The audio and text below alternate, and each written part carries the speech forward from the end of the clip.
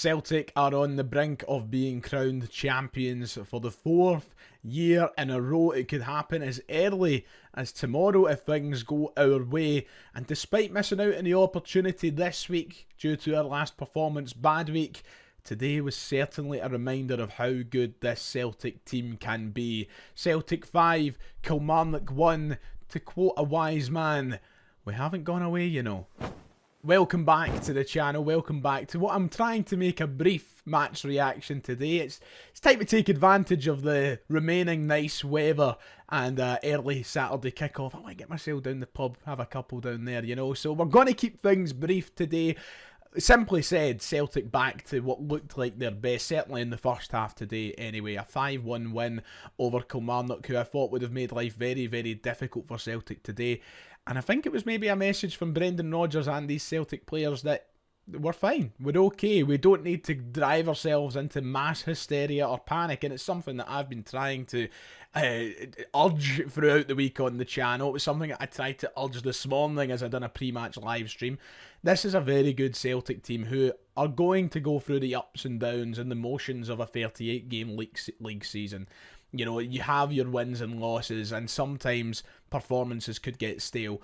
But at its very core, we are blessed with a very good Celtic side who today have brought themselves back to the level we expect of them, the level and the expectations that they set themselves in the opening half of the season, and maybe the expectations that they haven't delivered on since that Bayern Munich tie back in February. So it was nice to be reminded of that Celtic today. It was nice to see it back in full force, and it's obviously something that we want to see continue. It's not something we want to be a flash in the pan or something that we see now and it disappears next week. No, we need to see this now on a consistent basis throughout the end of the season.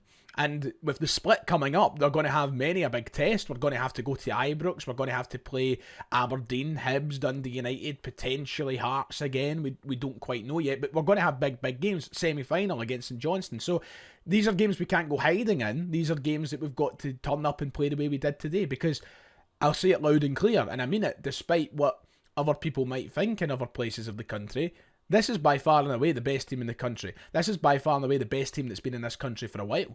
And we should be showing that against everybody we play. Let's put those losses to Rangers behind us. Let's put these losses and drop points to Hibs and St Johnstone, whoever else behind us. Let's be that Celtic that we've seen today, the ruthless Celtic who can score at any opportunity through any means. And that's what Celtic done in that opening 45 today. They went forward, and every time they went forward, you thought they were going to score a goal. Whether it was through build-up play with several passes, whether it was a shot from outside the area, whether it was a cross, whether it was whatever way they tried to make a goal happen, every attack in the first half led me to the edge of my seat, thinking that Celtic were going to score. We were in a special vein of form in that opening 45 minutes. And that's the Celtic I want to see now, between now and the end of the season. And that performance is reflected in many players. Many players today who we thought were maybe downing tools or maybe kind of giving up in the season. We saw some great performances today. The words of Brendan Rodgers light a fire under the arse, a well-needed fire under the arse of these Celtic players. Maybe it did, but nonetheless, I said it this morning, good management from Brendan Rodgers to come out and say it how it is, and it's worked a charm.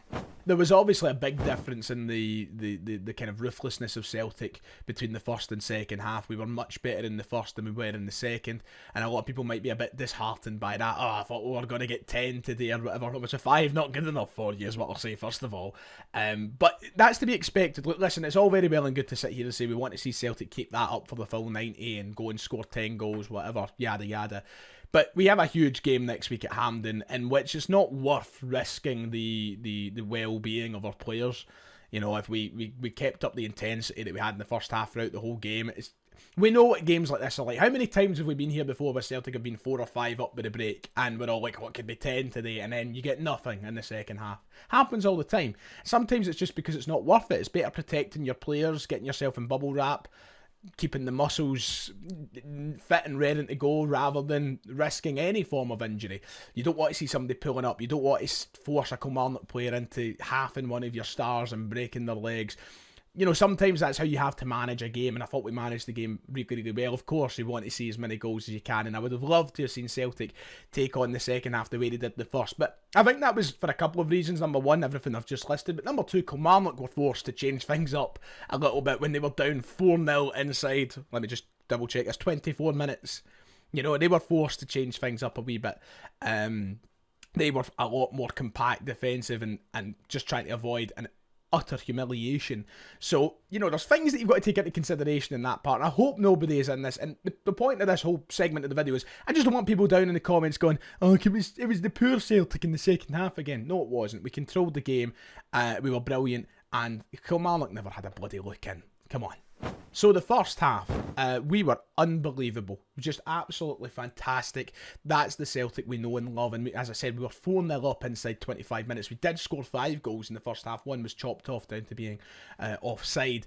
But we were brilliant. Rio Hatate, a guy who is very much on fraud watch for a lot of people, and he's so hot and cold at times, but generally I think we all agree that he is a fantastic player, one of the best and most technically gifted players that Celtic have in their team, and we are so lucky to be able to call Rio Hatate a Celtic player. Enjoy him while he's here, and I've used this phrase a lot over these past couple of weeks as people have got a wee bit more negative and pessimistic about things.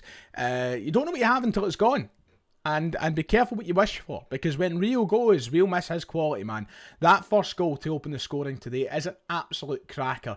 I said this last week at St Johnstone. It's almost as if Rio Hatate can't shoot from anywhere closer than 20 yards. He's like a 20-yard plus player. He needs to be shooting from 20 plus yards. Or either that, he's skying it over the bar or whatever, like he was doing the last couple of games.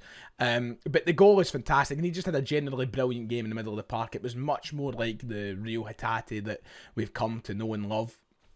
And the one that we expect every week to see. So he was absolutely fantastic. Dyson Maeda, he scored the second. He was great as well. Hearing the Maeda chant ring over the stadium, he was just brilliant. And Cameron Carter-Vickers, what a goal. It's up there for goal of the season contender, isn't it? A couple of goal of the season contenders today. All 5 goals were brilliant. I could sit here and give a proper analytical breakdown of each of them and talk you through play by play of what happened. They were brilliant goals.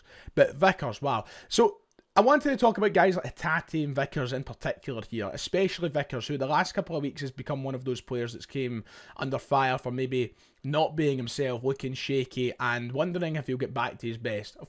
I said it, I knew he would get back to his best. I had no doubts he would get back to his best. He's the best bloody centre-half I've seen at Celtic in my life. You know, and he's just unbelievable. And today he looked brilliant defensively. He was brilliant at playing the ball out. He scores an absolute stunner of a goal. And that's what Brendan Rodgers has been, I think, subtly trying, not even subtly, there's nothing subtle about it. That's what Brendan Rodgers has been trying to say in his press conferences, that there's certain players who have got to this stage of the season and maybe kind of relaxed themselves a wee bit when they should be stepping it up. And today, guys like him, guys like Hatate, guys like Johnston, they all stepped it up. They all stepped it up, and that's just fantastic to see, because it gives you the confidence that these players are still willing to be Celtic players, be players for Brendan Rodgers, and they still have so much to give to us. So it was great to see that today from the two of them in that first half, especially with a lot of changes around them as well. You know, we've seen a back four change with Greg Taylor and Liam Scales coming back in. We've seen Adam Ida come back in up top. We were just brilliant in the first half. We were relentless. And I don't have a bad word to say about anybody's first half performance. Of course, there was moments in the first half where we'd done maybe something wrong. Liam Scales played a couple of dodgy passes, or somebody maybe didn't pick up the ball well enough. But it was nothing like, it's nothing that I'm going to come on here and slate anybody for. I just thought in that opening 45, there was very little negative to say about the team. We conceded a goal which we shouldn't concede. We'll let it go by this week. I'm not going to moan about it. But everybody was just brilliant. Adam Ida I was really impressed with today. I thought the big man played really well. It's just a gutter that you score 5 and he doesn't score any. And for a lot of people who maybe didn't watch the game, they'll read that as Ida must have been poor. Or for a lot of people who just have it out for Ida, they'll go, he wasn't good enough because he didn't score. I get it. First and foremost, a striker's job is to score goals. And we need him to start scoring goals. But he was really good today. He was really influential in a lot of the build-up play. He was really influential in a couple of the goals. The offside goal, he was amazing in. It's a gutter he didn't get a goal today. And it's just because many chances didn't really fall for him. He was making more chances than getting chances. And that's some of the things you need to appreciate in a guy's game like that. His hold-up play was fantastic today. And that fills me with a lot of confidence about Adam Idah moving forward. I think one of Idah's problems in not scoring enough goals is a lot of times when he receives the ball, he's got his back to the goal. And when you've got your back to the goal, automatically your chances of turning it into a goal for yourself is lowered, like dramatically. That's what happens. But he's got his back to the goal for a reason, and you can see that because he's bringing guys like Maeda into the game, or Hitati into the game, or anybody else. So there's a reason for what he's doing. But as I was saying, first half performances were all really, really good. I mean, Greg Taylor came into the team today, was fantastic. And now there's another headache about who starts at left back moving forward, because Taylor comes in and drops a great game. And he was doing it while moving all over the park. You know, he was doing that inverted fullback role that we knew he executed so well under Postecoglou. You'd seen him in the middle of the park a lot. Just everybody was great. Everybody was really, really good. I cannot take any complaints about today's first half performance. And it was after a lot of scepticism about the team that Rodgers selected. It was just a massive reminder from the team and Rodgers that we are still just a great side. And there's people trying to push everybody out the door this past week. You know, certain players, the manager, whatever. I think it's just a big reminder from all of them, especially Rodgers. Hey, I've got things under control and we're doing really, really well. And I'm glad about that. I'm really glad about that. And I just hope it now continues between now and the end of the season. I've seen some of the reaction to the starting 11 today, and it was a lot of pessimism, a lot of negativity. Oh, he's kept Navrosky out the team again for Scales. Oh, he's done this or that. He's not changed the midfield. We bear the rewards of it. We won 5-1 and very, very well. So the manager knows what he's doing. And the midfield played brilliant today. Even Engels, who's been under a lot of criticism recently. Great game. So I'm just glad that we have a manager who can deal with things under pressure, because a lot of managers wouldn't be able to deal with it. And that's the big thing about being at Celtic, and that's why I always say that we need to count our blessings with what we have, because it's all very well and good going, oh, I would love to go and get so-and-so as manager, or get him. Coming to Celtic is a completely different world from any job in world football. The pressure that you have to deal with here to get every minute detail right. And Rodgers seems to be able to deal with it when he's under most pressure. So a big win today, huge for us, one step closer to the league title. All goals, brilliant. All players, brilliant. Subs, brilliant. What a day. Should have been a day where we secured the title, which is annoying, but it is what it is. Anyway, no point in me going over that second half. There's not too much to talk about. Go out and enjoy yourselves. You shouldn't be spending a Saturday afternoon watching me anyway. You should be out enjoying the nice weather or whatnot. It's been a pleasure as always. We'll be back on the channel tomorrow to look at things in a more detailed sense. Until then, take care of yourselves. Enjoy. And who knows, maybe this time tomorrow we'll be coming on the channel to talk about Celtic being champions. We'll just need to wait and see. Take care, and I'll see you all next time.